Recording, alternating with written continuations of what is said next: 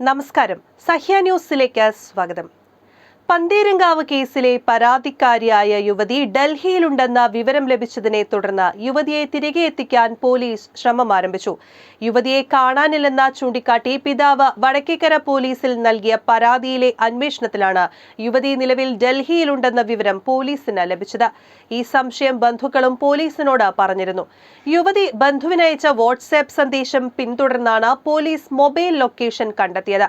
യുവതിയെ കണ്ടെത്തി തിരികെ കൊണ്ടുവരാനുള്ള നടപടികൾ അന്വേഷണ സംഘം കൈക്കൊണ്ടുവരികയാണ്. ഇതിനായി സംഘാംഗങ്ങൾ വൈകാതെ ഡൽഹിയിലേക്ക് തിരിക്കും. ഇതിനിടയിൽ യുവതി യൂട്യൂബ് ചാനലിലൂടെ തുടർച്ചയായി ഭർത്താവ് രാഹുലിന് അനുകൂലിച്ചും സ്വന്തം വീട്ടുകാർക്കെതിരായും വീഡിയോ സന്ദേശങ്ങൾ പുറത്തുവിടുന്നുണ്ട്. താൻ പറയുന്ന കാര്യങ്ങൾ 100% സത്യമാണെന്നും ഇത് തെളിയിക്കാൻ നുണപരിശോധനയ്ക്ക് തയ്യാറാണെന്നും യുവതി പറയുന്നു.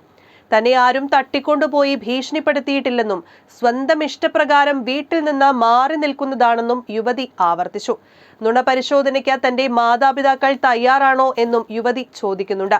വീട്ടിൽ നിന്നാൽ സത്യം തുറന്നു പറഞ്ഞ വീഡിയോ ഇടാൻ പറ്റില്ലെന്നും അതുകൊണ്ടാണ് മാറി നിൽക്കുന്നതെന്നുമാണ് യുവതിയുടെ വിശദീകരണം.